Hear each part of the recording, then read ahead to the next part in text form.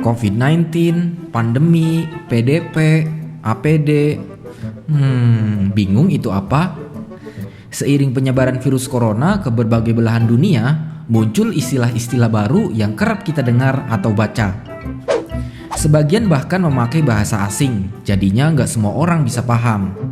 Di video ini kita akan sharing makna dari setiap istilah baru tersebut supaya gampang dipahami.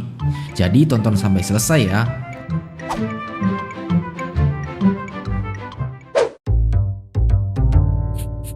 Baiklah, kita mulai menyelami istilah-istilah baru selama wabah virus corona atau COVID-19 dari COVID-19. Kenapa namanya COVID-19? Organisasi Kesehatan Dunia atau WHO menamai penyakit yang disebabkan oleh virus corona ini dengan nama COVID-19 atau COVID-19. COVID-19 bisa diartikan sebagai wabah virus corona yang muncul pada tahun 2019. Dan ya, seperti ramalan para netizen, nama corona atau COVID mulai dipakai orang tua untuk menamai bayi mereka yang baru lahir.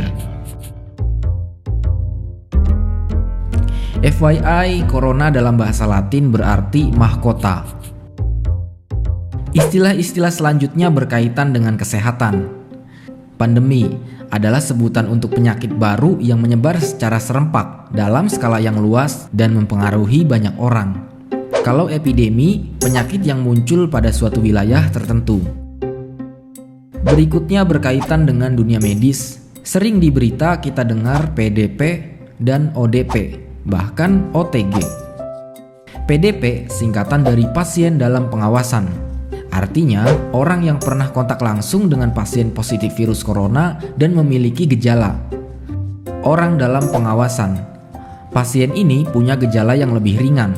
Tidak ada kontak erat dengan pasien positif COVID-19, tapi mereka punya riwayat perjalanan ke wilayah yang melaporkan adanya transmisi lokal. ODP akan mengisolasi diri setelah bepergian dari luar daerah dan bertemu banyak orang. Orang tanpa gejala. Kementerian Kesehatan memasukkan istilah OTG dalam penanganan pandemi ini. OTG tidak bergejala, tapi berisiko tertular karena kontak erat dengan kasus COVID-19. Istilah carrier berkaitan dengan kenyataan bahwa virus menempel pada benda dan tubuh manusia.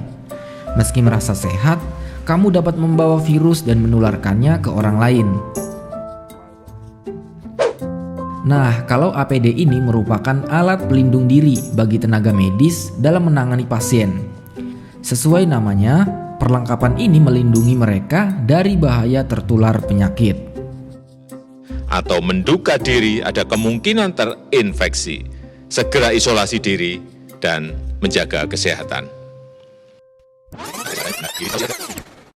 Segera isolasi diri dan menjaga kesehatan. Ya, isolasi juga sering kita dengar. Bukan solasi, oke? Isolasi ini berlaku bagi individu yang diduga dan dinyatakan sakit agar memisahkan diri dengan orang yang sehat. Tujuannya untuk mencegah penyebaran virus. Biasanya, individu yang sakit diisolasi di rumah, tapi tetap dalam pengawasan dokter. Slow down, lockdown, download. Bukan, itu salah semua. Yang benar adalah lockdown. Yes, lock berarti kunci. Dengan begitu, lockdown adalah mengunci suatu wilayah agar tidak ada warga yang masuk atau keluar dari daerah itu. Istilah berikutnya yang gak kalah populer adalah PSBB dan karantina wilayah. DKI Jakarta akan melaksanakan PSBB. Menurut undang-undang, pembatasan sosial berskala besar ini berarti pembatasan kegiatan tertentu penduduk di suatu wilayah karena adanya penyakit. Lalu kalau karantina wilayah, ada yang kesulitan membedakan karantina wilayah dengan lockdown. Menko Polhukam Mahfud MD bilang, dua istilah itu berbeda. Karantina wilayah adalah istilah lain dari penerapan physical distancing, dan pemerintah berencana bikin PP karantina wilayah. Awalnya, istilah ini dikenal sebagai social distancing hingga akhirnya WHO merevisi dan menggantinya dengan physical distancing. Masih kaitannya dengan mencegah penularan, physical distancing menuntut kita menerapkan jaga jarak secara fisik.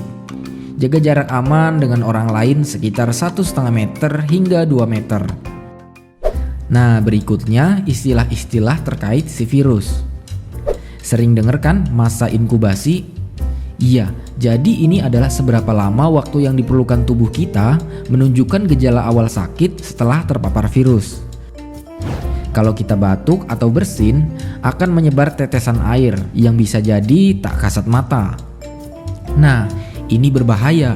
Tetesan itu bisa saja mendarat di mulut, hidung, dan mata orang terdekat.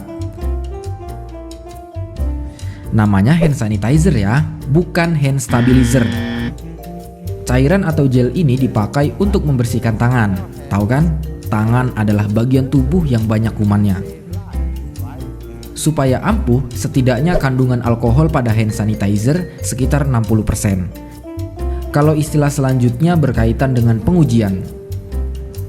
Rapid test adalah metode uji cepat untuk melacak seseorang terinfeksi virus. Darah dipakai sebagai basis datanya dan hasilnya bisa diperoleh kurang dari 2 menit. Cuma sebagian menilai rapid test ini nggak akurat. Nah, kalau PCR test atau swab test, hasilnya berdasarkan pemeriksaan sampel cairan dari saluran pernapasan bawah.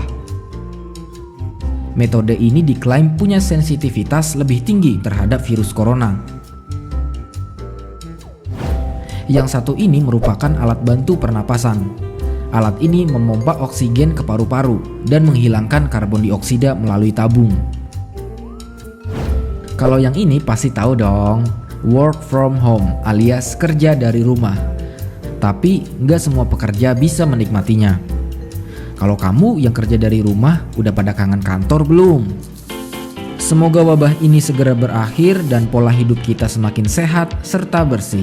Terima kasih telah menyaksikan video ini. Stay safe and stay home.